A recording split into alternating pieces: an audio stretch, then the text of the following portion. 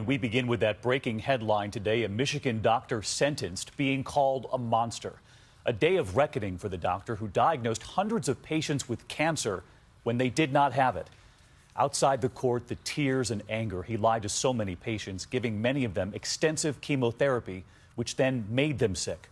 So many of those families today coming face to face with the doctor as he was sentenced to 45 years behind bars.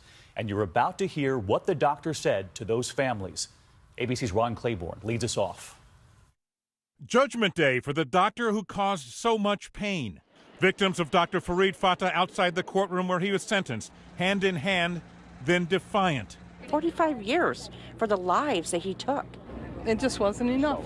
In court, the 50-year-old doctor breaking down, saying, "I misused my talents, yes, and permitted this sin to enter me because of power and greed." But those words no comfort for Cheryl Blades. I could hear him talking to my mother because I went to every appointment.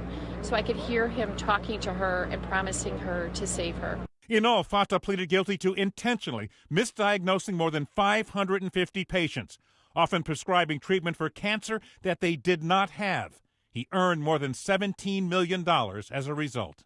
Dr. Fatah pounced on every opportunity to use a patient's body as a profit center. One of the patients, 53-year-old Monica Flagg. Stressful. It was extremely emotional. In 2013, Dr. Fatah told her she had cancer.